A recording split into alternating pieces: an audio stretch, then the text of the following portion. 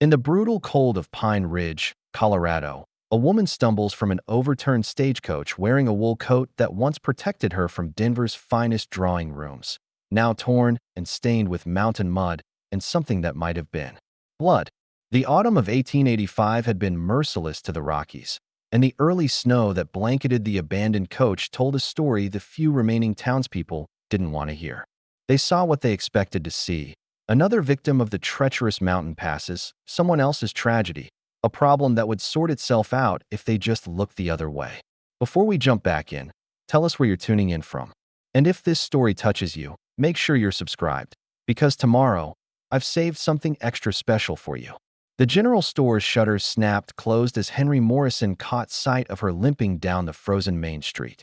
Mrs. Walsh, who ran the Silver Dollar Inn, suddenly discovered urgent business in her back rooms. Even Reverend Miller, who'd been sweeping the church steps, gathered his robes and disappeared behind heavy wooden doors. But Jacob Sullivan, a mountain man with more scars than memories and a coat held together by determination and leather patches, saw something different as he descended from the pine-covered hills with his morning trap line. He saw a woman who needed warmth, shelter, and the kind of human kindness that asked no questions and expected no payment in return. What Jake couldn't see, was that Sarah Coleman carried more than just the weight of survival through a deadly mountain accident. She carried secrets that could topple the banking empire that had murdered her family, evidence of corruption that reached from Denver's financial district to the territorial capital, and enemies who would burn down half the Rocky Mountains to ensure those secrets died with her in the snow. The town of Pine Ridge had been dying a slow, painful death for 3 winters running.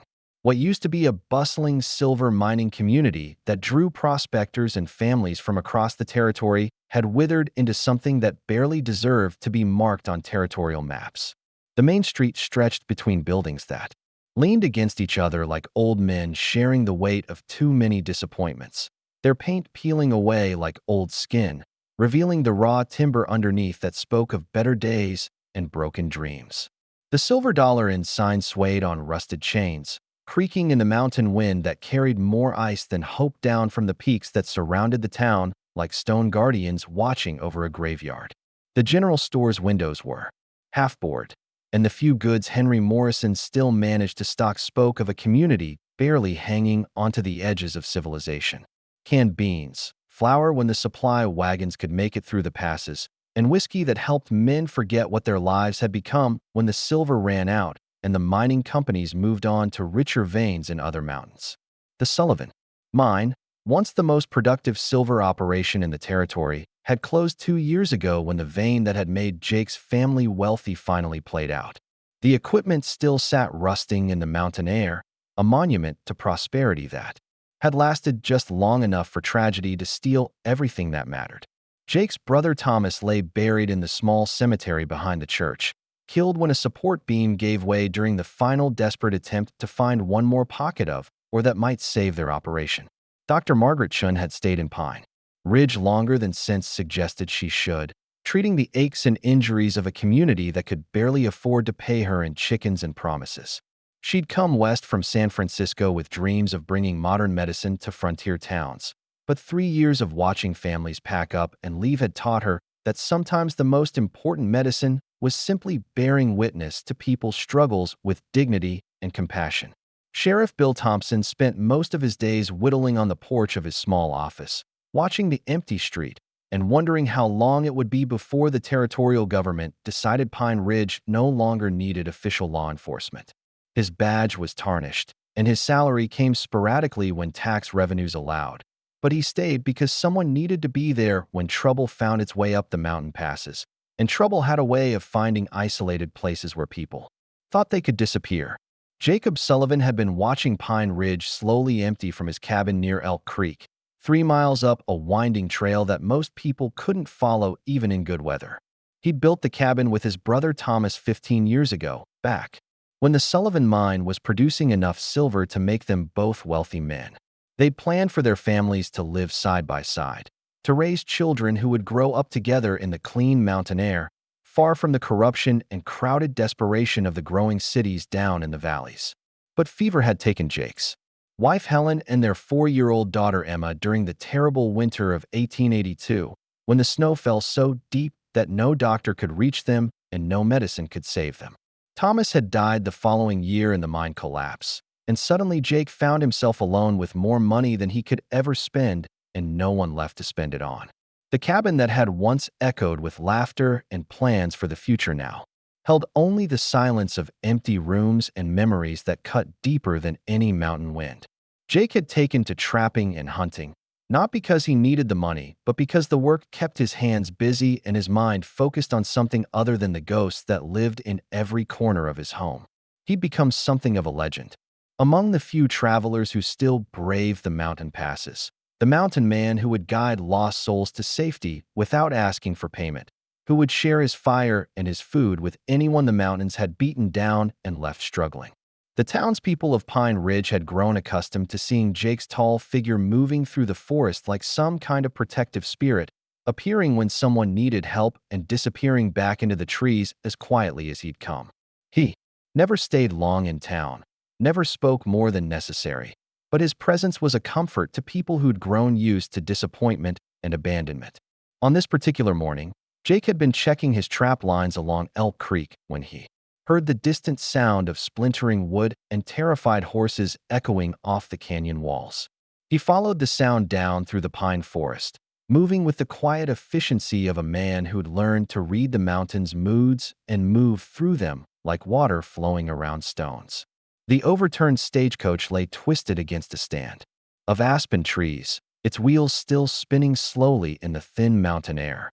The horses were nowhere to be seen, probably scattered by whatever had caused the accident, running wild through the forest until the cold or the wolves found them.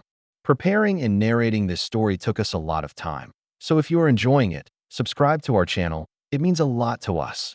Now back to the story. Luggage was scattered across the rocky ground, clothes and personal belongings mixing with the early snow that had begun falling during the night. Jake approached carefully, his experienced eyes reading the scene like a book written in broken wood and scattered possessions. This wasn't just an accident caused by treacherous mountain roads. The coach hadn't simply slipped on ice or lost a wheel on a sharp turn. There were bullet holes in the wooden sides and scorch marks that suggested someone had tried to burn the wreckage to hide evidence of what had really happened here. She emerged from behind the overturned coach like a ghost stepping out of a nightmare, moving with the careful deliberation of someone who'd been hurt but was fighting not to show it.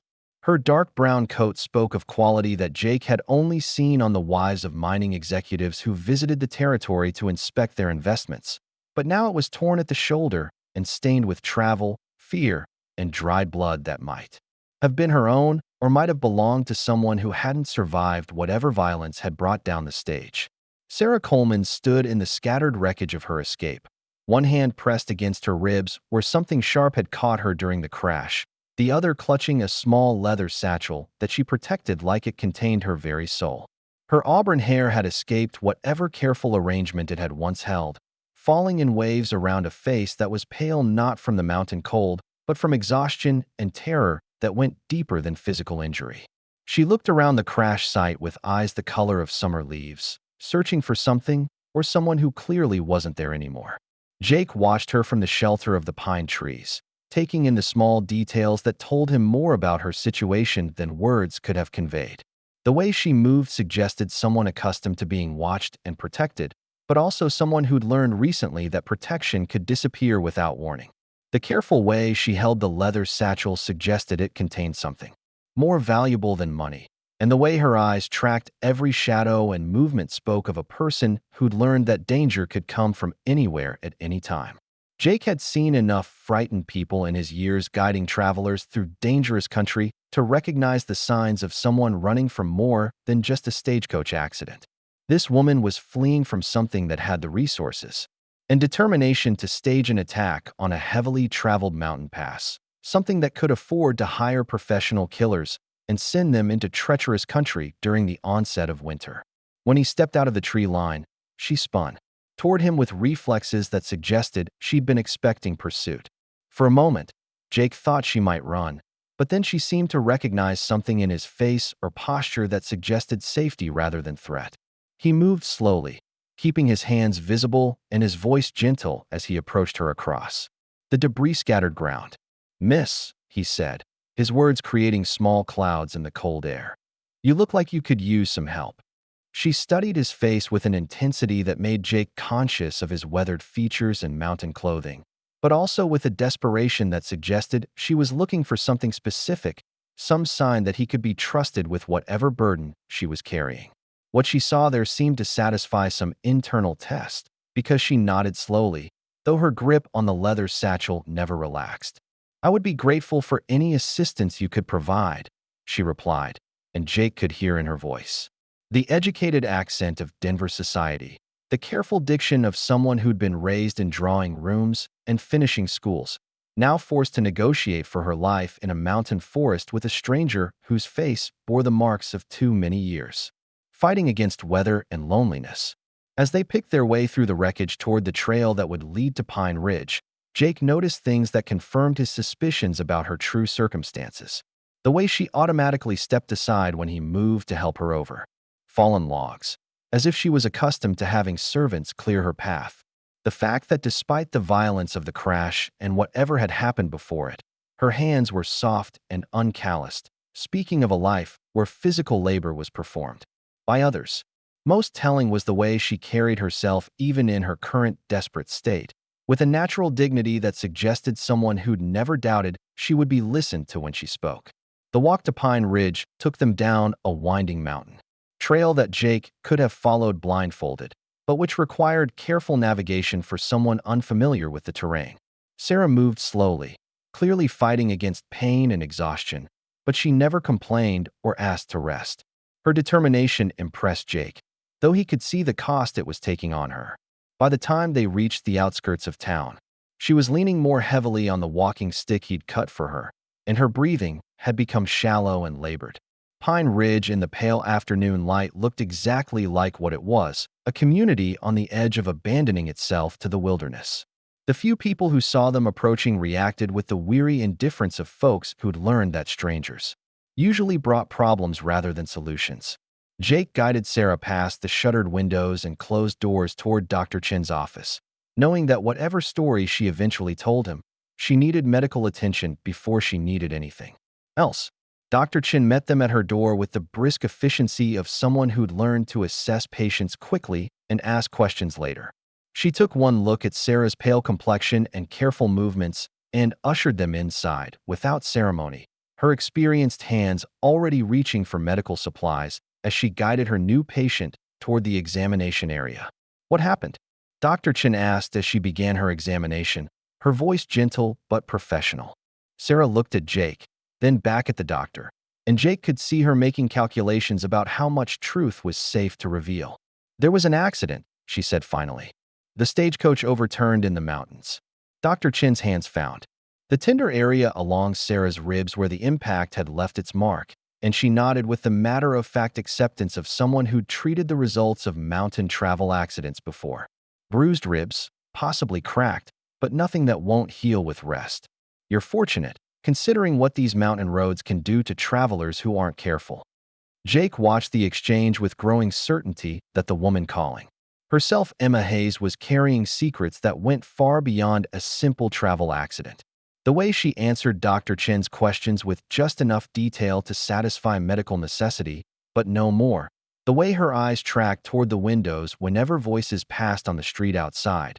The protective way she kept that leather satchel within arm's reach even while being examined, all spoke of someone who'd learned that survival depended on controlling information and trusting no one completely.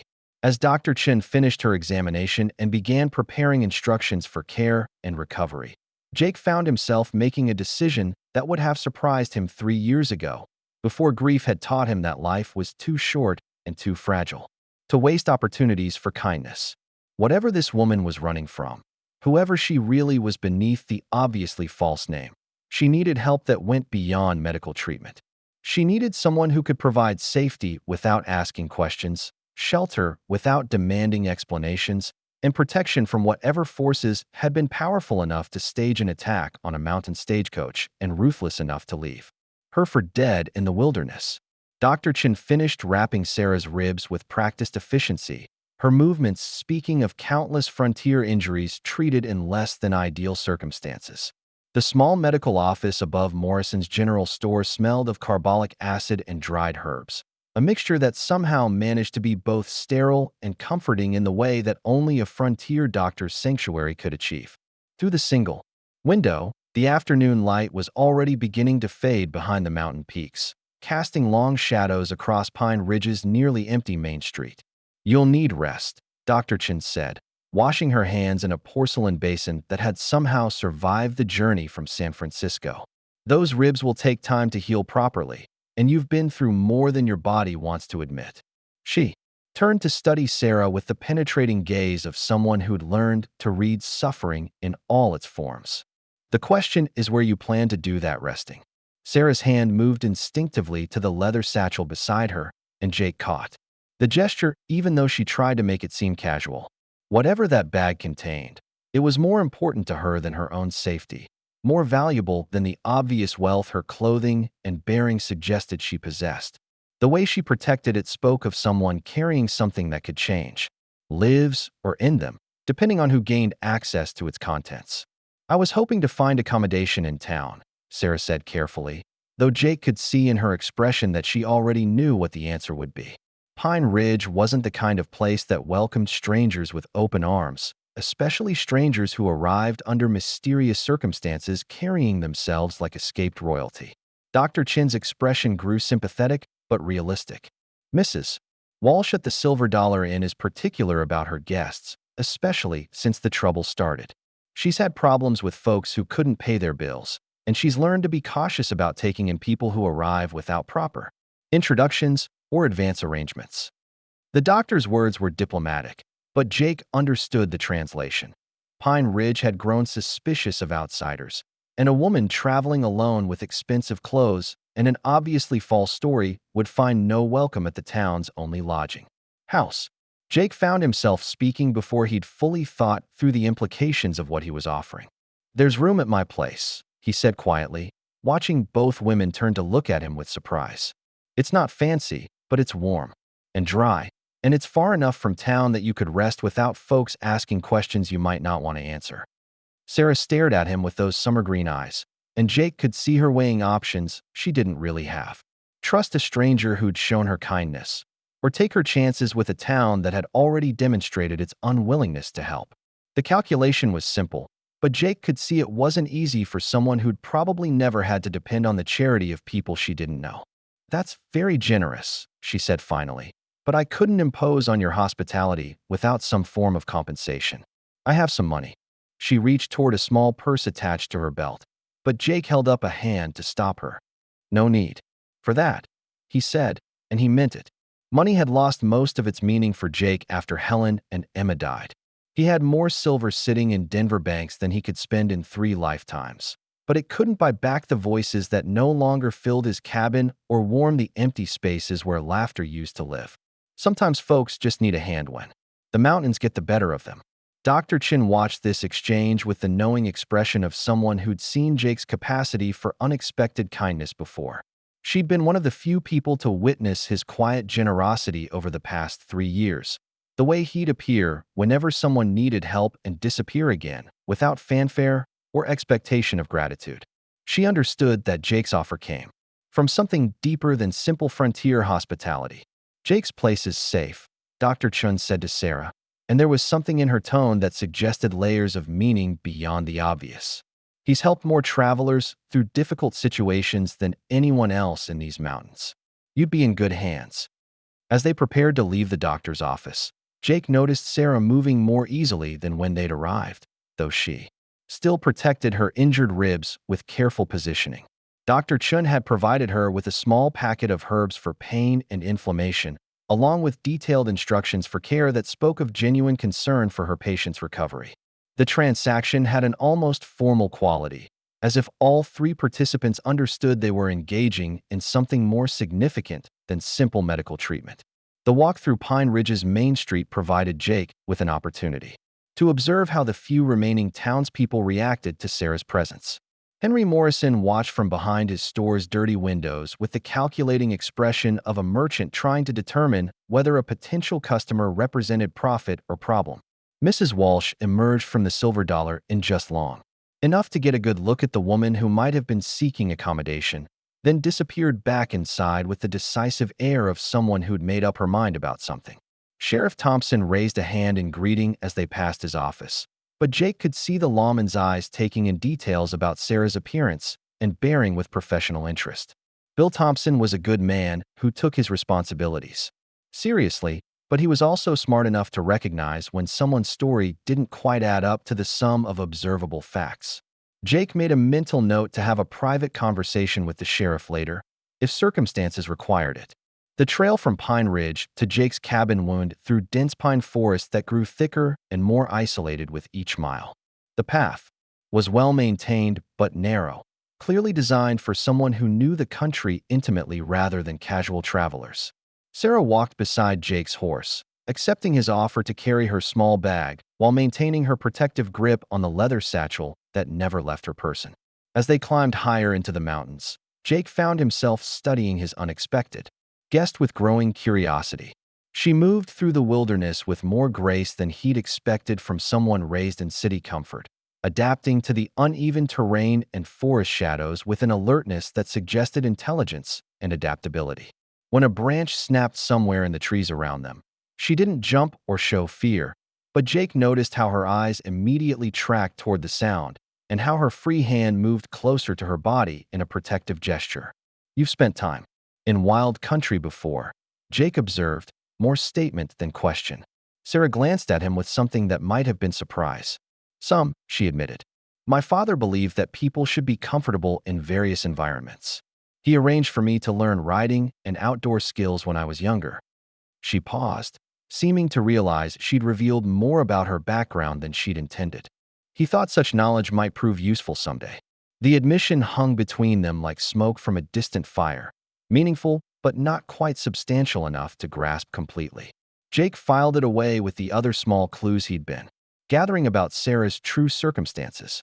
A wealthy father who'd ensured his daughter received unconventional education, preparation for situations that suggested he'd anticipated danger or difficulty in her future, and skills that spoke of someone who'd been taught to think beyond the comfortable assumptions of privileged life. They reached Jake's cabin as the sun disappeared behind the western peaks, leaving the forest bathed in the blue twilight that transformed the Colorado mountains into something that belonged more to dreams than waking life. The cabin sat in a small clearing surrounded by towering pines, built from logs that had weathered to a silver gray that helped it blend into the forest shadows. Smoke rose from the stone chimney, and warm light glowed through windows that Jake had carefully positioned to provide good views of all approaches to the property. "It's beautiful," Sarah said softly, and Jake could hear genuine appreciation in her voice rather than polite courtesy. "It feels like a place where someone could disappear from the world completely." The words carried weight that made Jake look at her more carefully.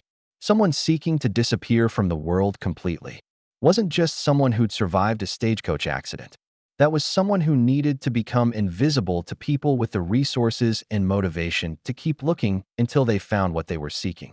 Inside, the cabin revealed itself as larger and more comfortable than its external simplicity suggested. The main room centered around a massive stone fireplace that Jake had built with his brother Thomas, designed to heat the entire structure during the harsh mountain winters. Comfortable furniture arranged around the hearth spoke of evenings spent in contemplation rather than entertainment, and the extensive bookshelves that lined one wall suggested an educated man's retreat from the world rather than a simple trapper's shelter. Sarah's eyes moved across the room's details with the observational skills of someone accustomed to reading environments quickly and accurately. She noted the quality of the furniture beneath its rustic appearance. The expensive books mixed with practical manuals on mining and wilderness survival, the carefully maintained rifles mounted above the fireplace, and the small personal touches that spoke of loss and remembrance rather than simple bachelor living. "You built this yourself," she said, running her hand along the smooth surface of a table that Jake had crafted during the long months after Helen's death, when working with his hands had been the only thing that kept grief from consuming him. "Entirely. My brother and I, Jake confirmed, adding wood to the fire that he'd banked before leaving that morning. We had plans for expanding it, adding rooms for families and children. The mountains seemed like a good place to raise the next generation away from the complications that cities bring. Sarah heard the past tense in his words and the careful way he didn't elaborate on what had changed those plans. She understood. The language of loss. The way people learned to speak around the empty spaces where important things used to be. Her own voice grew gentler when she responded. It must have been a wonderful dream, she said, settling carefully into a chair position to face both the fire and the room's main entrance, a seating choice that Jake recognized as tactically sound rather than coincidental. As Jake prepared a simple meal from supplies that always seemed adequate despite his infrequent trips to town, he found himself observing Sarah's behavior with growing fascination. She accepted his hospitality gracefully, but never completely relaxed her vigilance. Her eyes regularly tracked to the windows, monitoring the forest beyond for movement or changes in the natural sounds that filtered through the walls. When he handed her a cup of coffee, she accepted it with her left hand, while keeping her right free and positioned where it could reach the small knife he'd noticed on her belt. "You're expecting trouble," Jake said as they ate, not making it a question because the evidence was too clear to deny. Sarah looked at him over her coffee cup, seeming to weigh how much truth was safe to share with this mountain man who'd shown her unexpected kindness. "I've learned that trouble has a way of finding people whether they expect it or not," she said finally. "It seems wise to stay prepared." The diplomatically worded response told Jake everything and nothing, but he recognized the careful phrasing of someone who'd been taught to reveal information strategically rather than accidentally. Whoever Sarah really was, she'd received training in managing dangerous conversations, which suggested her current circumstances involved more than personal misfortune or family disagreement. As the evening progressed, Jake found himself drawn into conversation with someone whose intelligence and education matched his own, despite the vast differences in their backgrounds and current circumstances. Sarah proved knowledgeable about literature, current events, and territorial politics in ways that suggested access to information sources beyond what most women, even wealthy ones, typically possessed. She asked thoughtful questions about mining, operations, mountain geography, and local political arrangements that demonstrated strategic thinking rather than casual curiosity. When Jake mentioned his family's former involvement in silver mining, Sarah's interest sharpened noticeably. The mining industry seems particularly vulnerable to outside manipulation, she observed. Large financial interests from back east, territorial politicians looking for investment opportunities, federal policies that benefit some operations while destroying others. The comment was both insightful and oddly specific, as if Sarah possessed particular knowledge about how economic forces were reshaping the mountain territories. Jake found himself wondering what kind of education and experience would give a young woman such detailed understanding of complex financial and political relationships. As the fire burned lower and the mountain night settled around the cabin with its familiar sounds of wind through pine branches and distant wildlife moving through the forest, Jake realized he was facing a decision that would define not just the next few days, but potentially the direction of his entire future.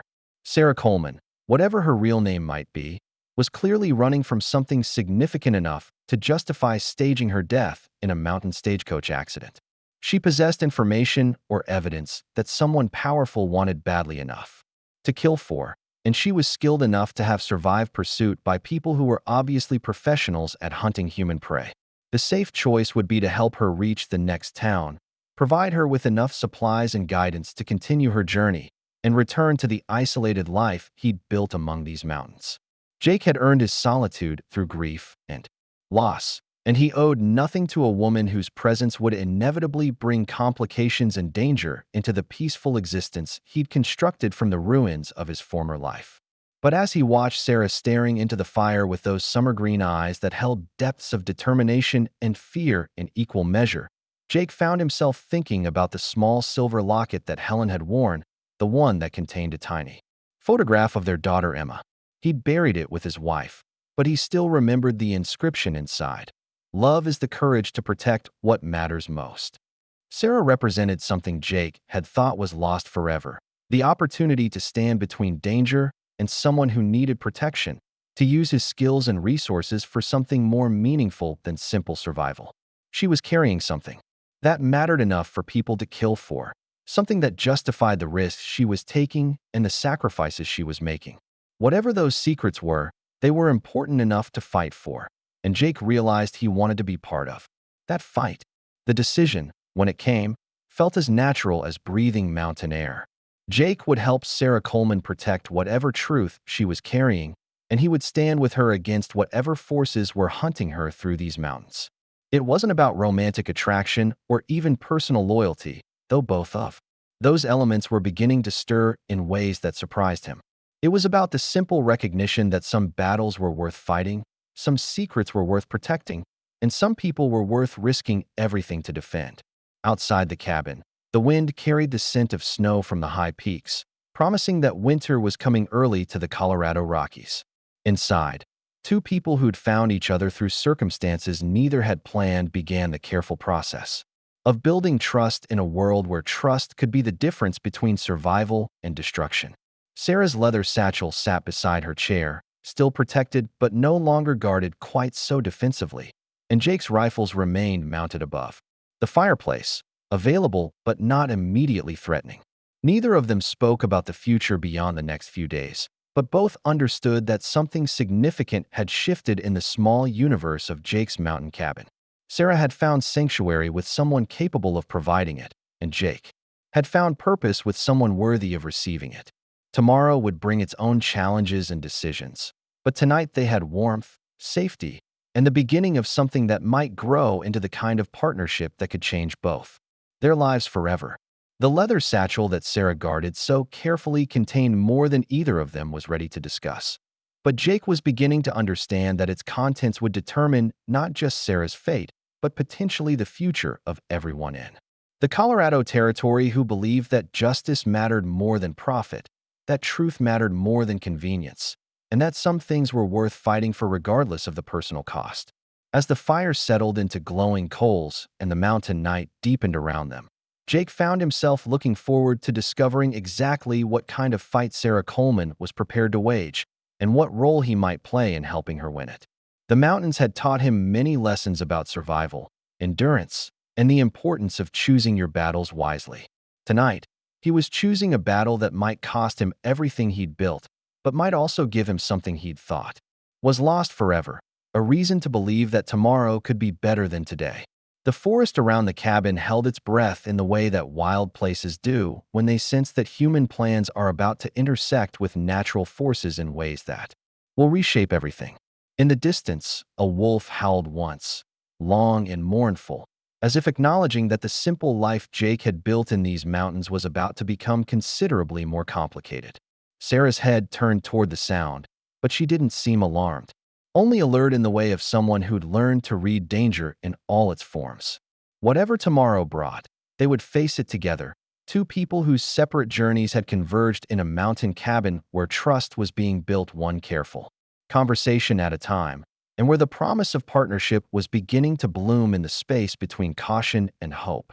The mountains would test them both before this story reached its conclusion, but tonight they had found each other, and that seemed like enough to build on whatever challenges the future might hold. Sarah woke before dawn to the sound of Jake moving quietly through the cabin, preparing for what she assumed was his normal morning routine. Through the small window beside the sleeping alcove he'd graciously given her, she could see the forest still wrapped in pre-dawn darkness, though the eastern sky was beginning to show the faintest hint of gray that promised sunrise was still hours away. She lay still, listening to the careful sounds of someone who'd learned to move through his environment without disturbing its natural rhythms. The leather satchel lay beside her makeshift bed, within easy reach as it had been every moment since she'd escaped from the wreckage of her carefully planned life in Denver. Inside that worn leather container rested documents that could reshape the financial landscape of the entire Colorado Territory, evidence of corruption and murder that reached from the boardrooms of Denver's most prestigious banks to the offices of territorial officials who'd sold their authority to the highest bidder. Her father, Robert Coleman, had been one of Denver's most respected bankers, a man whose reputation for integrity had made Coleman Financial one of the most trusted institutions in the territory.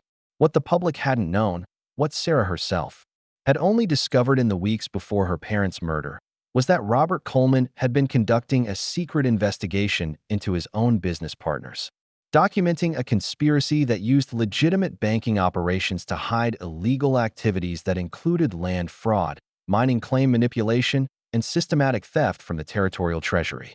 The investigation had cost Robert Coleman his life, along with her mother Mary, when their carriage had suffered a very convenient accident on a well-traveled road outside Denver. The accident that had been carefully staged to look like the result of frightened horses and unfortunate timing, but which Sarah knew had been murder as calculated and cold-blooded as any that had ever been committed in the name of protecting financial interests. Sarah had survived only because she'd been visiting her aunt in Colorado Springs when the killings occurred, and because her father had been smart enough to share some of his suspicions with her during their last conversation. Robert Coleman had been a careful man who understood that powerful people with murderous intent might not limit themselves to eliminating the primary threat to their operations. He'd given Sarah detailed instructions about what to do if anything happened to him, where to find the evidence he'd been gathering, and how to ensure that evidence reached people with the authority and integrity to act on it. The stagecoach that had brought her toward Pine Ridge had been carrying more than just a fleeing banker's daughter. Sarah Coleman had been traveling under the false identity of Emma Hayes, a young woman seeking domestic employment in the mountain towns where such workers were scarce and questions about backgrounds were rarely asked. The papers documenting her false identity had been carefully prepared by her father's most trusted associate, a man who understood that Sarah's survival might depend on her ability to disappear completely from her former life. But Vincent Blackwood and his associates had proven more thorough and more ruthless than even Robert Coleman had anticipated. They'd tracked Sarah to Colorado Springs, discovered her false identity, and arranged for the stagecoach carrying Emma Hayes to suffer the same kind of convenient accident that had befallen her parents. The attack on the mountain road had been swift and professional, carried out by men who understood that dead witnesses couldn't testify about financial crimes or expose the scope of territorial corruption. Sarah had survived the attack through a combination of luck, preparation, and the kind of desperate resourcefulness that comes from knowing that failure means death. Her father had taught her to think strategically about survival, to prepare for worst-case scenarios, and to trust her intelligence over her fear when circumstances demanded clear thinking under pressure. The skills he'd insisted she learn, the outdoor training he'd arranged despite her mother's protests about proper feminine education, had saved her life when the shooting started and the stagecoach began its violent journey toward destruction. Now she lay in Jake Sullivan's cabin, listening to the quiet sounds of a man preparing for another day of mountain life, and wondering how much longer she could maintain the fiction of being simply an accident survivor seeking temporary shelter.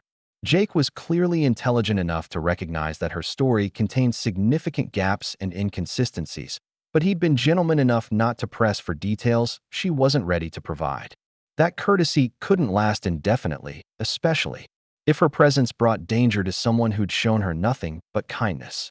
The sound of boots on the cabin's front porch made Sarah sit up quickly, her hand moving instinctively toward the small revolver her father had taught her to use during those unconventional lessons he'd insisted were necessary for any intelligent person living in frontier territory. But the footsteps were familiar, Jake's measured stride returning from whatever early morning task had taken him outside, and she forced herself to relax as the door opened quietly. "Didn't mean to wake you," Jake said softly as he entered, carrying an armload of firewood and something that smelled like fresh trout. "Thought you might sleep longer after yesterday's excitement." Sarah smiled at his consideration, though. She suspected Jake had been moving quietly more from natural courtesy than from any assumption that she was still sleeping. A man who'd lived alone in the mountains for 3 years would have developed habits of silence that served him well, whether he was stalking game or simply respecting the morning peace that settled over wild country before the day's activities began. "I've always been an early riser," she said, which was true enough, though it didn't explain the hypervigilance that had kept her sleeping lightly since the day her parents died. "My father believed that the morning hours were the most productive time for serious thinking." Jake nodded as he built up the fire, adding wood with the practiced efficiency of someone who'd performed the task countless times. Smart man, your father. The mountains teach you that most problems look different in daylight than they do in darkness, and that a good day starts with understanding what you're facing before the world gets complicated. The casual reference to her father made Sarah realize how naturally she'd been sharing details about her background, despite her intention to maintain the fiction of being Emma Hayes until she could determine how much truth was safe to reveal. Jake's easy manner and genuine interest had a way of encouraging honesty that was both comforting and potentially dangerous for someone carrying secrets that could get them both killed. As Jake prepared breakfast with the same quiet competence he seemed to bring to every task, Sarah found herself studying him with growing appreciation for the complexity beneath his straightforward mountain man exterior. His movements showed the efficiency of someone accustomed to taking care of himself, but also the precision of someone who'd been educated to think systematically about problems and solutions. The books on his shelves included technical manuals on mining and geology, but also works on philosophy, history, and literature that suggested a mind that sought understanding beyond the practical requirements of wilderness living. You weren't always a trapper, Sarah observed as she watched him work. Your hands show manual labor, but your books suggest formal education.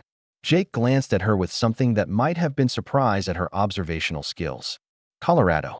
School of Mines, he confirmed. Engineering degree, specialization in mineral extraction and geological survey. Came in handy when Thomas and I were running the family operation.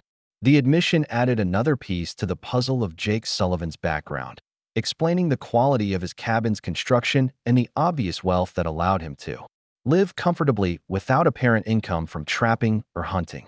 A successful mining engineer who'd lost his family and his business would have both the resources and the motivation to retreat from the world into mountain solitude.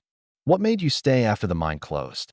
Sarah asked, genuinely curious about the choices that had led Jake to his current life.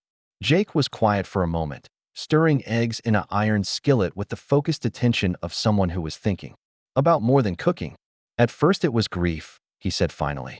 After Helen and Emma died, then Thomas, this place was the only spot on earth that still felt like home. Later it became something else. He paused, seeming to consider how much of his own story he was willing to share with someone whose real name he didn't even know. The mountains don't lie to you, he continued. They don't promise things they can't deliver, and they don't pretend to be something they're not. After dealing with mining companies and territorial politicians and federal inspectors who'd sell their own mothers for the right price, that honesty was worth more than any fortune.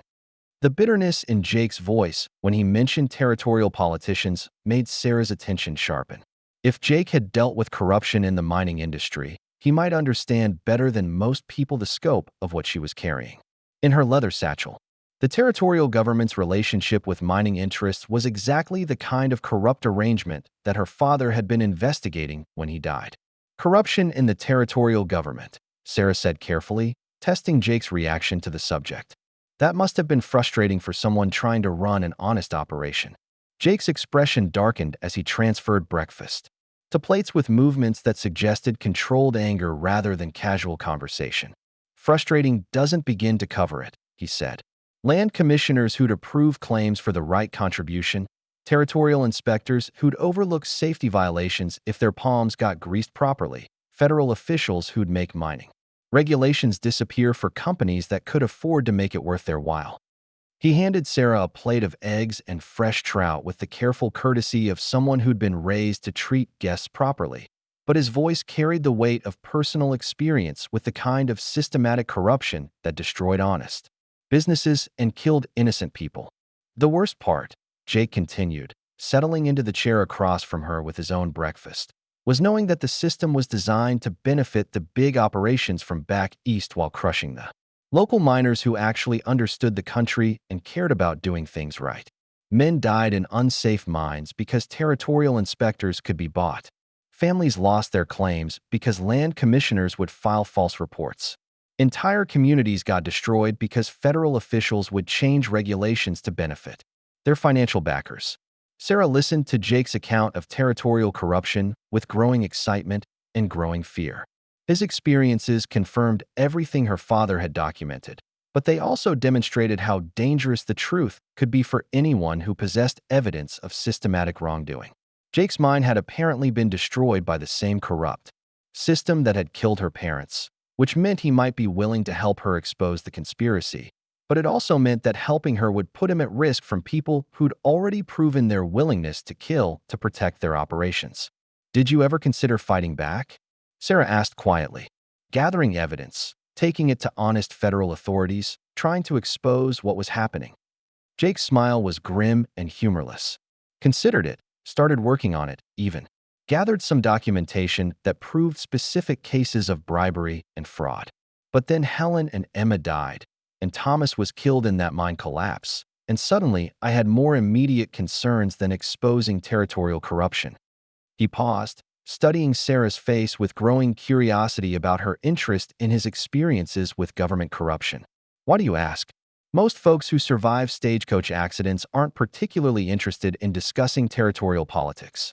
Over breakfast, the question hung between them like smoke from the fireplace, and Sarah realized she'd reached the point where continued deception would be both impossible and unfair to someone who'd shown her nothing but kindness and honesty. Jake Sullivan had shared his own painful experiences with the corrupt system that had destroyed his family and his livelihood. He deserved to know that the woman he was sheltering possessed evidence that could bring down the very people who'd made his life a tragedy. Sarah reached for the leather satchel she'd kept within arm's reach since arriving at the cabin. The worn leather was soft from years of handling, and the brass buckles showed the kind of careful maintenance that suggested the bag had belonged to someone who valued both quality and utility. Her father had carried this satchel through countless business meetings and bank inspections, and now it contained the culmination of his final investigation into the conspiracy that had cost him his life. "My name isn't Emma Hayes," Sarah said, her fingers working the familiar buckles with hands that trembled slightly despite her efforts to remain calm. "And I wasn't just a passenger on that stagecoach." Jake set down his coffee cup and gave her his complete attention, his expression shifting from casual interest to the kind of focused alertness that came from recognizing that a situation was about to become significantly more serious. Whatever Sarah was about to reveal, it was clearly important enough to justify the careful deception she'd been maintaining since he'd found her in the wreckage of her former life. "My real name is Sarah Coleman," she continued, opening the satchel, to reveal neat stacks of documents, photographs, and correspondence that represented months of careful investigation. "My father was Robert Coleman, president of Coleman Financial in Denver. 3 weeks ago, he was murdered along with my mother because he discovered evidence of a conspiracy involving territorial banks, mining operations, and government officials that reaches all the way to Washington." Jake stared at the documents spread across his kitchen table, his engineer's mind immediately grasping the significance of what he was seeing. Bank records showing illegal transfers, correspondence between territorial officials and Eastern Financial interests, photographs of forged land claims, and falsified mining reports, all organized with the methodical precision of someone who understood that evidence had to be documented thoroughly to be believed by people in authority. "Sweet Jesus," Jake breathed, picking up a photograph that showed a territorial land commissioner accepting what was obviously a substantial cash payment from a man Jake recognized as Vincent Blackwood, one of Denver's most prominent businessmen. "This is enough evidence to bring down half the territorial government." Sarah nodded, her expression mixing relief at finally sharing her burden with fear about what that sharing might cost both of them. "My father spent 6 months gathering this documentation. He knew that proving systematic corruption would require evidence that couldn't be dismissed or explained away. He also knew that the people involved would kill to prevent this information from becoming public." Jake continued, examining the documents, his expression growing more grim as he realized the scope of the conspiracy Sarah's father had uncovered. Mining claims fraudulently transferred to Eastern investors, territorial land grants issued for properties that didn't legally exist, federal contracts awarded to companies that submitted bids based on information provided illegally by government officials, all coordinated through a network of corrupt banks that laundered the proceeds and facilitated the payments that kept the system functioning. "This explains the stagecoach attack," Jake said, looking up from a bank ledger that showed payments to territorial officials that totaled more than most men earned in a lifetime. "They can't afford to let you reach federal authorities with evidence this comprehensive." Sarah's hand moved protectively over the documents, and Jake could see the weight of responsibility she'd been carrying since escaping from Denver with proof of crimes that could reshape the entire territorial government. My father gave me specific instructions about what to do with this evidence if anything happened to him. There are federal marshals in Kansas City who can't be bought, newspaper editors in Chicago who've been investigating territorial corruption, even some honest officials in Washington who've been waiting for proof of what they've suspected for years. The magnitude of what Sarah was attempting struck Jake like a physical blow. She wasn't just seeking personal justice for her parents' murder. She was carrying evidence that could expose a conspiracy involving millions of dollars and dozens of powerful people who would stop at nothing to prevent their crimes from being revealed. The courage required for such an undertaking was staggering, but so was the danger it represented for anyone who helped her. "They'll never stop hunting you," Jake said quietly, understanding the full implications of Sarah's situation for the first time. "This evidence threatens too many important people, represents too much money. They'll spend whatever it takes, hire whoever they need, kill whoever gets in their way." Sarah met his gaze directly, and Jake saw in her summer green eyes the same kind of determined resolve that had carried him through the worst periods of his own life. "I know," she said simply, "but my father died trying to expose this corruption, and my mother died because she was in the way when they came for him. I won't let their deaths be meaningless." The conviction in her voice reminded Jake of something his brother Thomas had said during the final days of their mining operation, when it became clear that corrupt territorial officials were going to destroy everything they'd built regardless of how hard they fought or how much evidence they gathered. "Sometimes," Thomas had said, "the only way to honor the dead is to finish what they started, no matter what it costs the living." Jake looked at the evidence spread across his table, then at Sarah's face, seeing in her expression the same mixture of grief and determination that he'd felt after Helen and Emma died. She was alone in the world, carrying a burden that could get her killed, fighting a battle against enemies with unlimited resources and no moral constraints.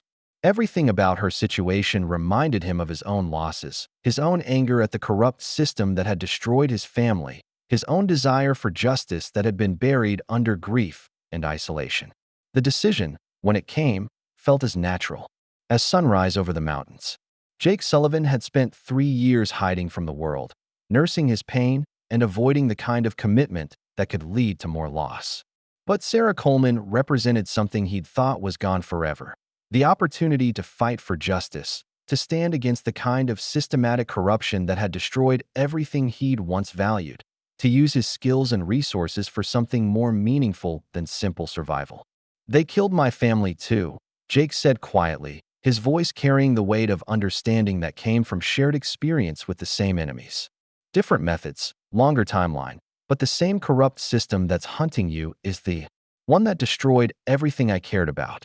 Sarah heard something in his tone that made her look at him more carefully, recognizing the shift from sympathetic listener to potential ally. "What are you saying?" Jake reached across the table and placed his hand over hers, a gesture that was both protective and committed. "I'm saying that you don't have to carry this burden alone anymore. I'm saying that it's time for me to stop hiding in these mountains and start fighting back against the people who destroyed our families."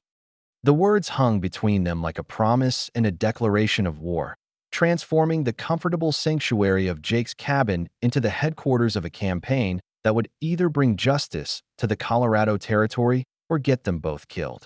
In the attempt, outside, the morning sun was beginning to filter through the pine forest, casting long shadows that seemed to mirror the dangerous path they were choosing to walk together. Sarah's grip tightened on Jake's hand, and he could feel the tremor of relief mixed with renewed fear that came from finally sharing a burden that had been too heavy for one person to carry. Whatever came next, they would face it together, too. People whose separate tragedies had brought them to this moment of shared purpose and mutual commitment. The leather satchel that contained Robert Coleman's life's work sat open between them, its contents representing not just evidence of criminal conspiracy but proof that some things were worth fighting for regardless of personal cost. The mountains around Jake's cabin had witnessed many kinds of human drama over the years, but they were about to become the setting for a battle that would determine whether justice or corruption would define the future of the Colorado Territory. In the distance, a hawk circled high above the forest, riding the morning thermals with the patient persistence of a predator that understood the value of careful observation before decisive action. Sarah and Jake had completed their own period of observation, and now it was time for them to become predators themselves, hunting the people who'd made themselves rich and powerful by destroying innocent lives and corrupting the institutions that were supposed to protect honest citizens. The fight ahead would test everything they thought they knew about courage, loyalty, and the price of standing up for what was right in a world where wrong had become profitable and systematic. But for the first time since her parents' murder, Sarah Coleman wasn't facing that fight alone. And for the first time since his family's destruction, Jake Sullivan had found a reason to believe that tomorrow could be better than yesterday if they were willing to pay the price that justice demanded. The thunder of approaching horses shattered the morning peace 3 days after Sarah had revealed her true identity and the devastating evidence she carried. Jake heard them first, his mountain-trained ears picking up the rhythmic pounding of multiple horses moving fast along the trail that led to his cabin. These weren't the casual sounds of travelers or the measured pace of supply wagons struggling up the mountain roads. This was the urgent cadence of riders who knew exactly where they were going and had little concern for stealth. Sarah was instantly alert, her hand moving to the revolver her father had insisted she learn to use despite her mother's protests about proper feminine accomplishments.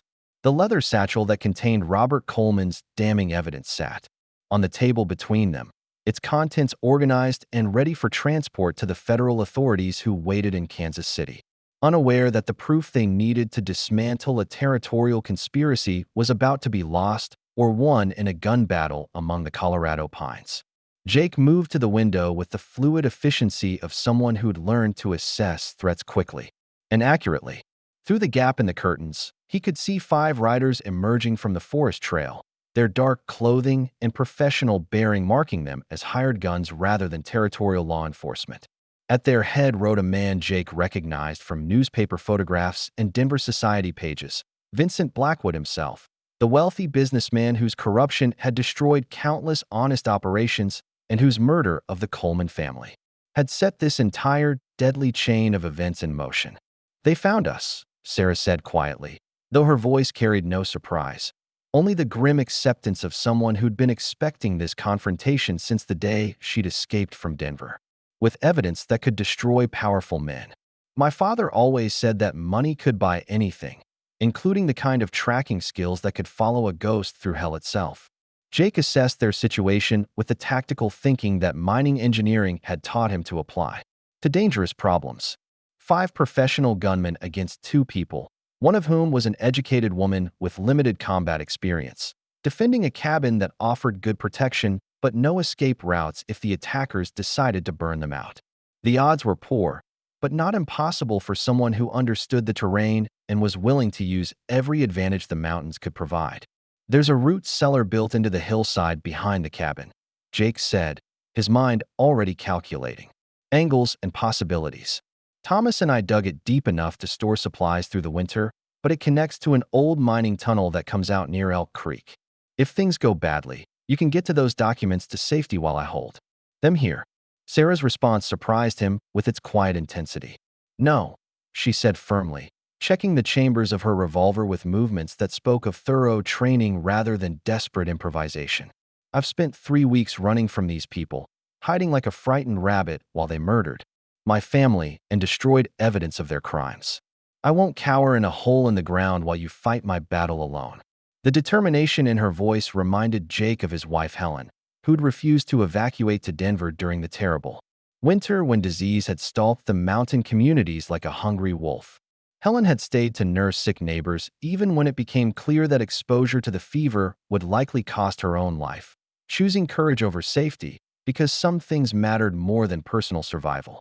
Outside, Vincent Blackwood's voice carried across the clearing with the authoritative tone of a man accustomed to having his demands met without question or delay. "Miss Coleman," he called, his words echoing off the surrounding pine trees. "I know you're in there, and I know you have property that belongs to me. Come out, and we can discuss this like civilized people." Jake almost laughed at the word civilized.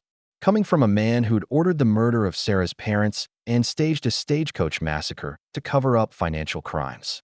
But Sarah's expression showed no amusement, only the cold anger of someone who'd learned that evil often wore expensive clothes and spoke with educated accents. "Property that belongs to him," Sarah repeated, her voice tight with barely controlled rage. "He's talking about the evidence of his own crimes, as if documenting murder and fraud was theft instead of justice." The conversation that followed occurred through the cabin's thick log walls, a negotiation conducted between people who understood that words were merely the prelude to violence that had become inevitable the moment Blackwood decided to personally oversee Sarah's elimination. The wealthy banker tried bribery first, offering Sarah enough money to live comfortably anywhere in the world if she would simply surrender the documents and disappear. When that failed, he moved to threats, describing in clinical detail what would happen to anyone who helped her if she continued to resist. Jake listened to Blackwood's alternating promises and threats with growing disgust for the kind of man who believed that every person had a price and every principle could be bought with sufficient financial incentive. This was the mentality that had corrupted the territorial government, destroyed honest businesses, and turned public service into private profit for anyone willing to sell their integrity to the highest bidder.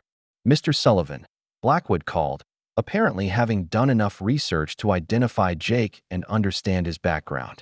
"You're a businessman yourself, someone who understands that practical considerations sometimes outweigh emotional attachments.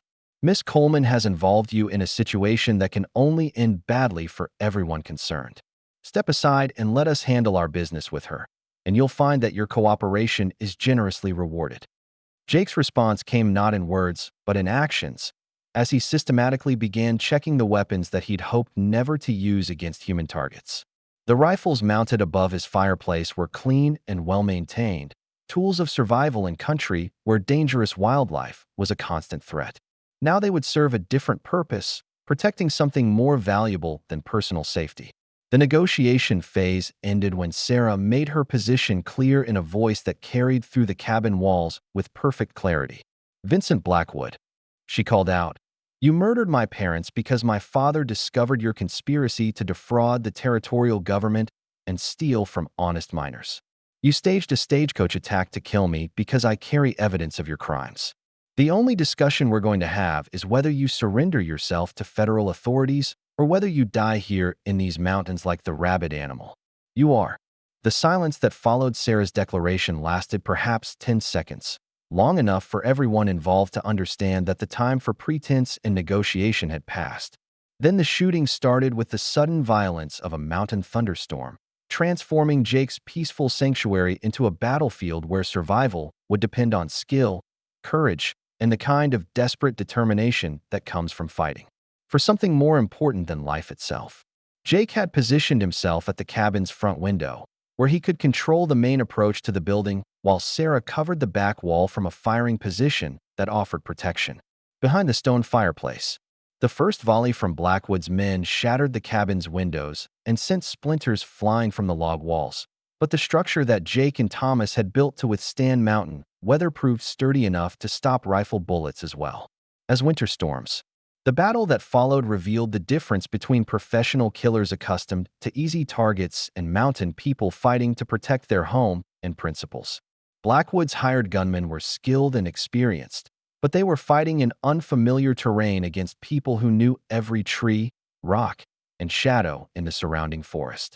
Jake's shots were precise and devastating, each one carefully aimed to disable attackers rather than simply spray lead in their general direction. Sarah proved more capable in combat than either Jake or their attackers had expected, her father's insistence on practical education serving her well in circumstances Robert Coleman had probably never imagined when he arranged for his daughter to learn marksmanship. Her shots were fewer than Jake's, but equally effective, and her calm under fire spoke of someone who'd inherited her father's ability to think clearly under pressure.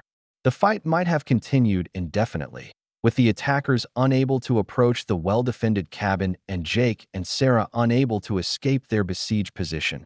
But the sound of additional horses approaching through the forest changed the tactical situation dramatically. Jake's heart sank as he realized that Blackwood had probably brought reinforcements, additional hired guns who would surround the cabin and eliminate any possibility of escape or successful defense.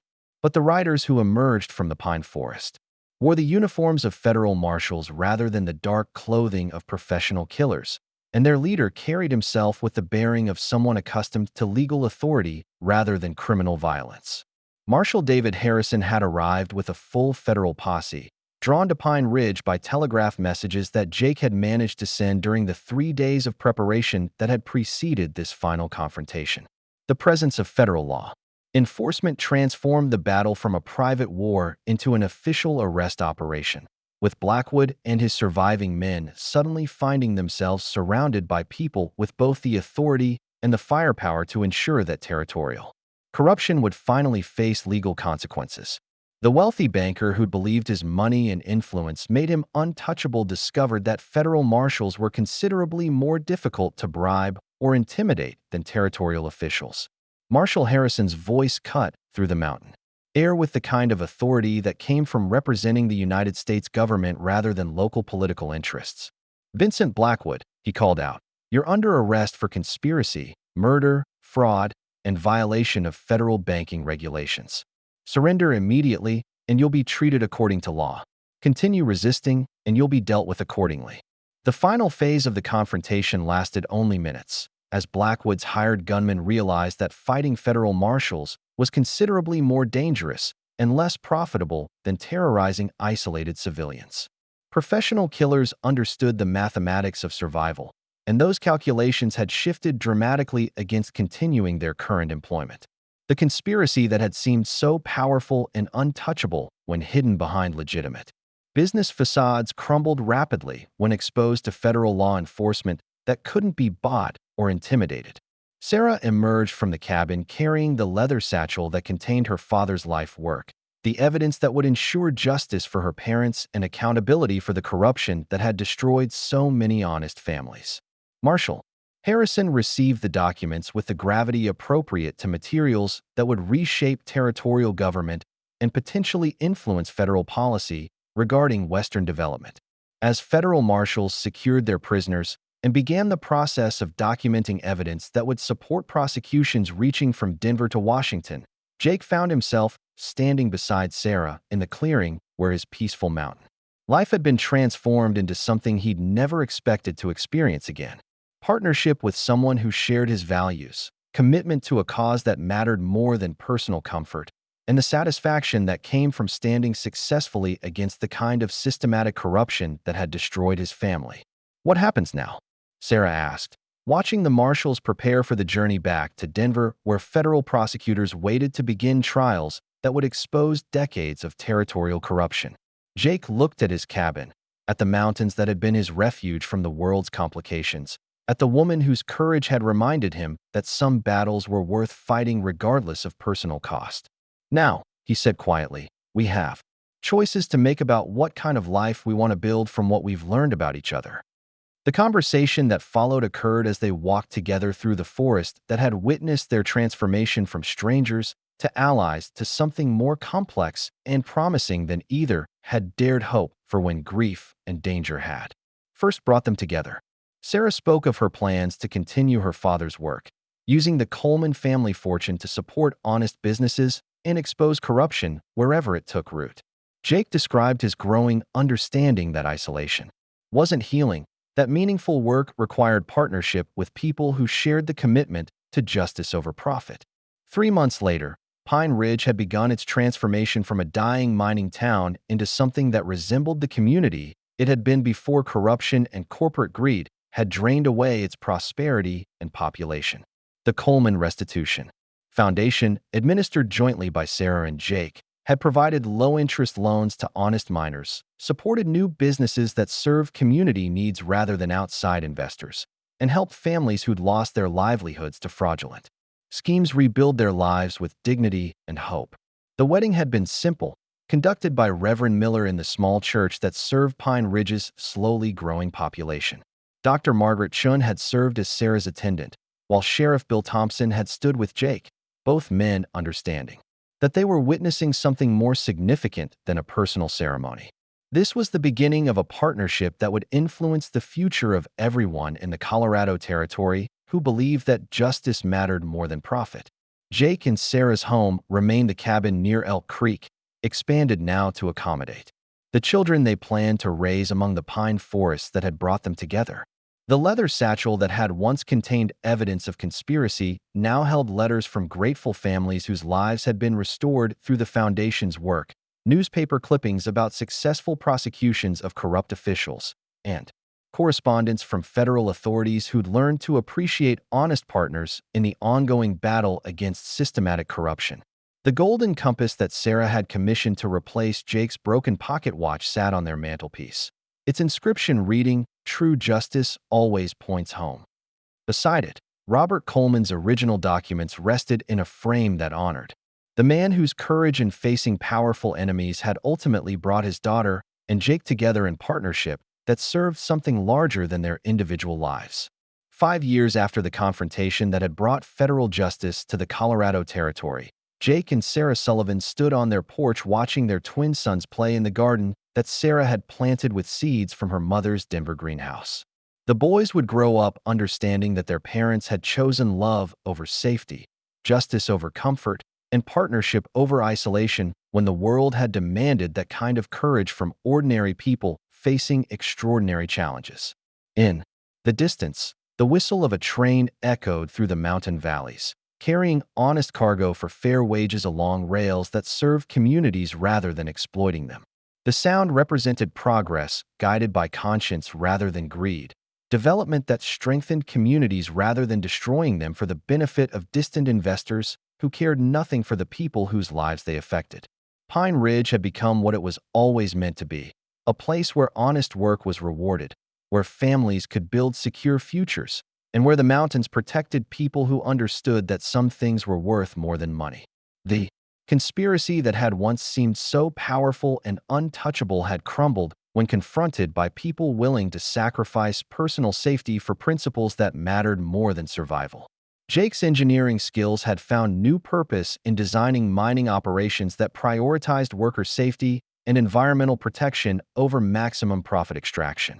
Sarah's financial knowledge had helped establish banking practices that served community development rather than outside manipulation. Together, they had created something that neither could have accomplished alone, a model for how the American West could develop in ways that honored both progress and justice.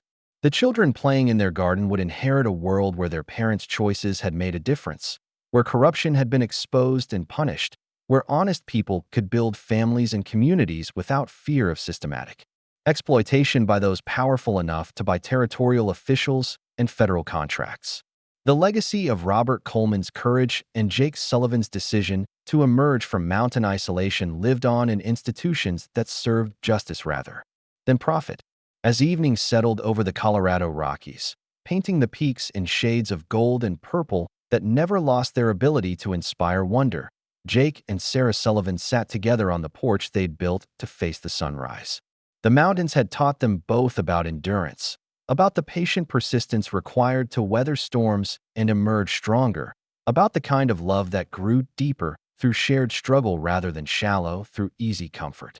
Tomorrow would bring new challenges, new opportunities to choose justice over convenience, new chances to build something worthy of the sacrifices that had brought them together.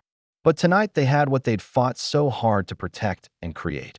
A home built on shared values, a family founded on mutual respect, and a community that proved ordinary people could accomplish extraordinary things when they decided that some principles were worth any sacrifice. The leather satchel that had once carried evidence of conspiracy now held children's drawings, family photographs, and letters from people across the territory whose lives had been changed by the Foundation's work. The documents that had once represented death and danger had been transformed into tools for healing and justice, proof that courage and commitment could overcome even the most systematic corruption when people decided to fight for what mattered most. In the distance, a wolf howled once, long and clear, a sound that no longer spoke of loneliness and loss, but of wildness preserved and wilderness protected for future generations who would inherit mountains where justice had prevailed over greed, where love had triumphed over fear, and where two people's decision to trust each other had created ripples of positive change that would influence their community for generations to come. The morning sun cast long shadows across the valley floor. As Jake Sullivan stood at the edge of what had once been the most productive silver mine in the Colorado Territory. 10 years had passed since the day Sarah Coleman had stumbled into his life, carrying secrets that would reshape everything he thought he knew about justice, courage, and the possibility of building something meaningful from the wreckage of personal tragedy. Now, as he watched his 8-year-old son Michael carefully examine rock samples with the same methodical attention to detail that had made the Sullivan family fortune, Jake marveled at how completely his world had been transformed by a single decision to help a stranger in need. The mine that stretched into the mountain behind him was no longer the Sullivan family operation that had once employed half the men in Pine Ridge. Under the management of the Coleman-Sullivan partnership, it had become something unprecedented. In territorial mining history, an operation that prioritized worker safety and environmental responsibility while still maintaining profitable extraction of the silver veins that honeycombed the mountains around Elk Creek. The workers who descended into those carefully reinforced tunnels each morning earned wages that allowed them to support families with dignity, worked under safety conditions that had eliminated the kind of accidents that had killed Jake's brother Thomas, and participated in profit-sharing arrangements that gave them genuine investment in the success of their collective efforts. Sarah emerged from the mining office carrying the leather portfolio that had replaced her father's original satchel, now filled with correspondence from mining operations across the Western Territories that sought to replicate the Coleman-Sullivan model of ethical extraction and community partnership. Her auburn hair was streaked with early silver that caught the morning light, and her summer green eyes held the satisfied exhaustion of someone who'd spent the night reviewing applications from families seeking foundation assistance to rebuild their lives after being destroyed by the kind of systematic corruption that had once seemed unstoppable. The Henderson family from Leadville, Sarah said, settling beside Jake on the wooden bench he'd built overlooking the valley that had become their shared kingdom of justice and prosperity. Their mining claim was stolen through forged documents. Their eldest son injured in an unsafe mine operated by Eastern investors who cut every possible corner to maximize profits. They're asking for help to file federal claims and start over with an operation that puts people before profit. Jake nodded, understanding the weight of responsibility that came with having the resources and influence to change lives for the better.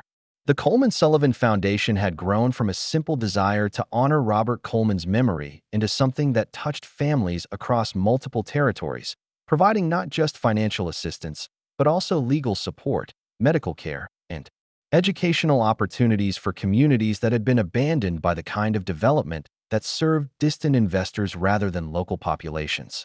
Their daughter Emma, named for Jake's first child who died during the terrible winter of 1882, came running across the meadow with the boundless energy of a 6-year-old who'd grown up believing that the world was fundamentally good and that problems existed to be solved rather than endured. Her dark hair flew behind her like a banner, and her laughter echoed off the surrounding mountains with the pure joy of someone who'd never known hunger, fear, or the helplessness that came from being at the mercy of powerful people who cared nothing for justice or compassion. "Papa," Emma called as she reached the bench where her parents sat reviewing the morning's correspondence. "Mama, come see what Michael found in the new tunnel. He says it's different from all the other rocks. Something special that might change how we think about what's hidden in these mountains." Jake and Sarah exchanged the kind of look that passed between parents who'd learned to take their children's discovery seriously, understanding that curiosity and careful observation often led to insights that more experienced minds might miss. Michael had inherited his father's systematic approach to problem-solving and his mother's ability to see patterns that others overlooked, a combination that had already led to several innovations in mining techniques that improved both safety and efficiency. They followed Emma back toward the mine entrance, where Michael stood beside Dr. Margaret Chun, who'd become not just Pine Ridge's physician but also an informal advisor to the Foundation's medical assistance programs. Dr. Chun had been examining the rock samples that Michael had carefully extracted and cataloged, her expression showing the kind of scientific excitement that came from encountering something genuinely unexpected. "This isn't silver ore," Dr. Chin said, holding up a chunk of rock that glittered with metallic inclusions that caught the sunlight in ways that seemed almost magical. I've seen something like this before in geological journals from California. If I'm right about what Michael has found, this could be more valuable than all the silver your family ever extracted from these mountains. Jake took the sample and examined it with the trained eye of someone who'd spent years studying geological formations and mineral extraction. The rock felt heavier than its size suggested, and the metallic veins that ran through it had a distinctive color and luster that spoke of something rare and precious. But more important than its potential monetary value was what its discovery represented about his son's developing skills and the possibility that the mountains still held secrets that could benefit the community they'd worked so hard to build. Gold? Sarah asked, though her tone suggested she understood that the discovery's significance went beyond simple precious metal extraction. Platinum, Dr. Chin replied, her voice carrying the weight of someone who understood the implications of such a find. If this sample is representative of a larger deposit, you're looking at one of the most valuable mineral discoveries in territorial history. Platinum is rarer than gold, more valuable than silver, and increasingly important for industrial applications that are driving the country's development. Michael beamed with the pride of someone whose careful work had led to genuine discovery, but Jake could see in his son's expression the same methodical thinking that had characterized the boy's approach to every challenge he'd encountered. This wasn't a lucky accident, but the result of systematic exploration and careful observation, exactly the kind of approach that the Coleman-Sullivan partnership encouraged in all their operations. The weeks that followed Michael's discovery became a whirlwind of geological surveys, federal inspections, and legal negotiations that demonstrated how completely the territorial landscape had changed since Vincent Blackwood's conspiracy had been exposed and dismantled. Where once mining claims had been settled through bribery and violence, now they were handled through transparent legal processes that protected both individual rights and community interests.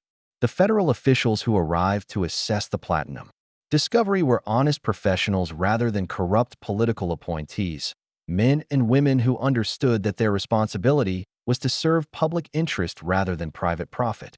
Marshal David Harrison, now promoted to regional supervisor for federal law enforcement in the Colorado Territory, arrived in Pine Ridge to oversee the legal aspects of what promised to be the largest platinum find in American history.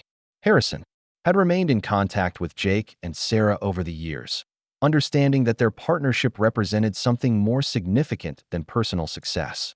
They had become symbols of what the American West could achieve when development was guided by principles of justice and community rather than pure extraction and exploitation. The federal government has a proposal, Harrison said as they gathered, in the expanded cabin that served as both family home and foundation headquarters. Washington is interested in purchasing platinum extraction rights for national strategic purposes, but they want to do it through a partnership that maintains local control and community benefit rather than simple federal appropriation.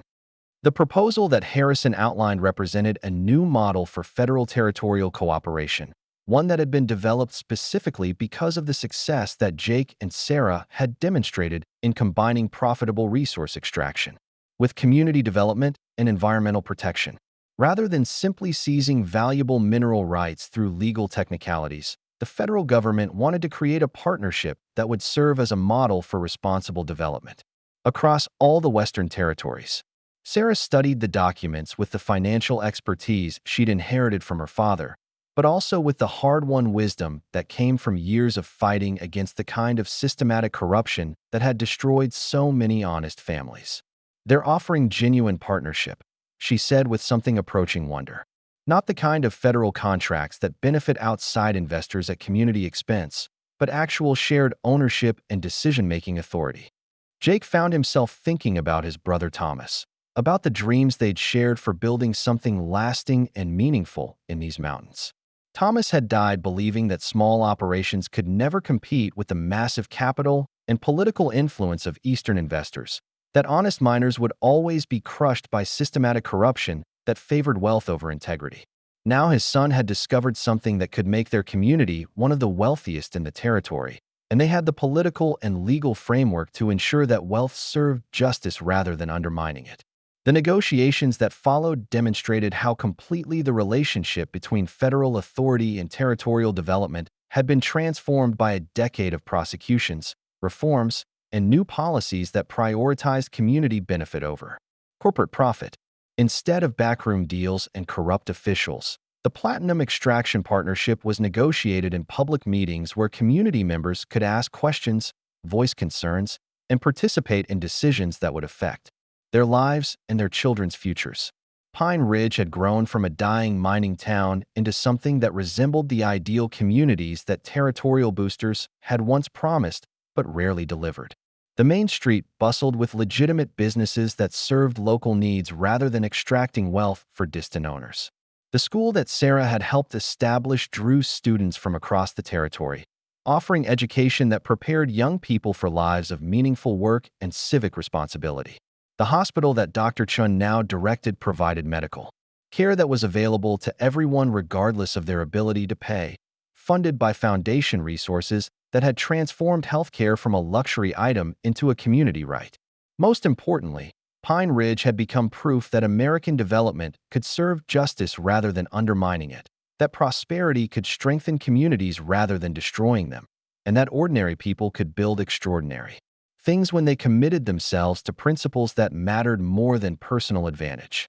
The platinum discovery would make their community wealthy beyond anything Robert Coleman could have imagined when he first began documenting territorial corruption, but that wealth would be managed according to the values that had brought Jake and Sarah together in the first place. As autumn settled over the Colorado Rockies, painting the aspen groves in shades of gold that rivaled any precious metal, the Sullivan family gathered on their expanded porch to watch the sunset paint the mountains in colors that never lost their ability to inspire wonder and gratitude.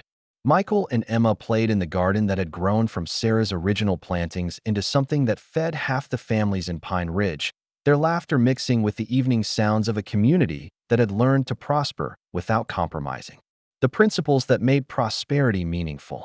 The federal partnership had been finalized with ceremonies that included representatives from Washington, territorial officials who'd earned their positions through honest service rather than corrupt bargains, and community members who understood that they were witnessing something historically significant. The platinum extraction would begin the following spring, using techniques that prioritized environmental protection and worker safety while ensuring that the profits would strengthen Pine Ridge rather than enriching distant investors who cared nothing for the people whose labor created wealth. Jake held Sarah's hand as they watched their children play in the gathering dusk, both of them marveling at the journey that had brought them from isolated grief and desperate flight to this moment of shared accomplishment and future planning.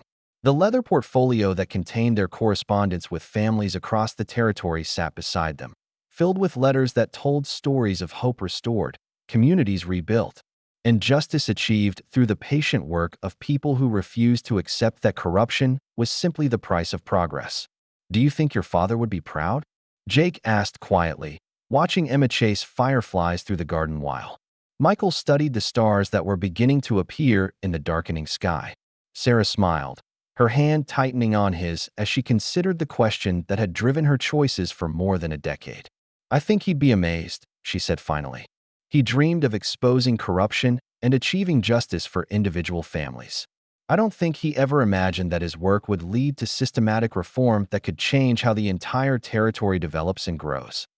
The conversation that followed touched on plans that stretched years into the future, dreams that encompassed not just their own family, but the broader community they'd helped create and the even larger society they hoped to influence through their example.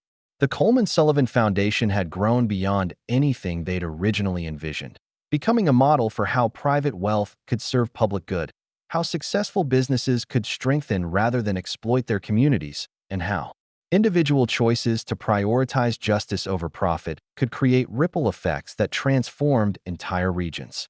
Their success had attracted attention from across the country, with delegations arriving regularly to study their methods and attempt to replicate their achievements in other territories and states.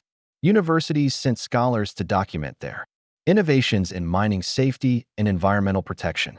Federal officials consulted with them about policies that could encourage similar community-centered development elsewhere. Newspaper reporters wrote articles that presented Pine Ridge as proof that American progress didn't have to come at the expense of American values. But perhaps the most meaningful recognition came from the families whose lives had been changed by foundation assistance, the communities that had been rebuilt with their support, and the children who were growing up in a territory where justice was more than just a theoretical concept discussed in courtrooms and legislative sessions. The letters that filled Sarah's portfolio told stories of hope restored, dignity preserved, and futures made possible by people who'd chosen to use their resources and influence in service of something larger than personal advantage. As the years had passed, Jake and Sarah had watched their own children develop the same commitment to justice and community service that had brought their parents together. Michael's careful scientific approach to problem solving was matched by a deep sense of responsibility for using his discoveries to benefit others rather than simply advancing his own interests. Emma's natural leadership abilities were guided by values that prioritized fairness and compassion over personal advantage or social status. The mountain wilderness that had once been Jake's refuge from the world's complications had become something entirely different, a sanctuary where families could build secure lives guided by principles that honored both individual achievement and community welfare. The pine forests that surrounded their expanded home still offered the peace and natural beauty that had first drawn Jake to this isolated valley. But now they also provided a setting where children could grow up believing that the world was fundamentally just and that problems existed to be solved rather than endured. The platinum mine that would begin operations the following spring represented more than just mineral extraction or even community prosperity. It symbolized the possibility that American development could be guided by conscience rather than pure profit, that natural resources could be developed in ways that strengthened rather than destroyed the communities where they were found, and that individual choices to prioritize values over convenience could create systematic change that benefited everyone. On this particular evening, as the stars emerged over the Colorado Rockies and the sounds of their children's laughter mixed with the familiar night sounds of mountain wilderness, Jake and Sarah Sullivan found themselves contemplating legacy in ways that went beyond their own family or even their own community. They had proven that ordinary people could achieve extraordinary things when they committed themselves to principles that mattered more than personal comfort or safety. The leather portfolio beside them contained more than just correspondence with grateful families or reports from successful foundation projects. It held evidence that systematic change was possible, that corruption could be defeated through patient persistence rather than dramatic confrontation, and that love between two people who shared fundamental values could become the foundation for community transformation that lasted generations. Tomorrow would bring new challenges, new opportunities to choose justice over convenience, and new chances to demonstrate that prosperity guided by conscience was not only possible, but more sustainable than wealth built on exploitation and corruption. The platinum discovery had given them resources that could influence territorial development for decades to come. But the real treasure they'd found was the knowledge that individual choices to do right could create ripple effects that changed the world in ways that money alone could never accomplish. As they gathered their children for the evening rituals that had become precious family traditions, Jake and Sarah understood that they had become something neither had expected when grief and danger first brought them together. They were proof that love built on shared values was stronger than fear, that partnerships founded on mutual respect could accomplish more than individual achievement, and that ordinary people willing to sacrifice personal comfort for principles that mattered could create extraordinary change in a world that desperately needed examples of hope and justice. The mountains that surrounded their home had witnessed many kinds of human drama over the centuries, but they were now the setting for something that demonstrated the best possibilities of American development.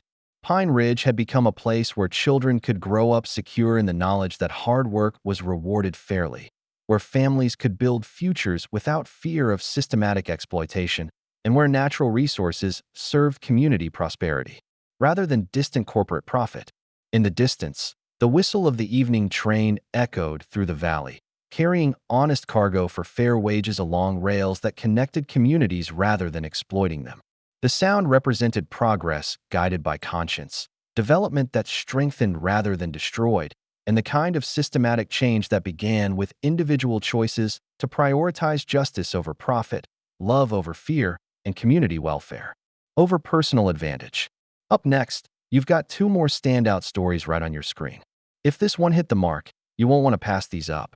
Just click and check them out.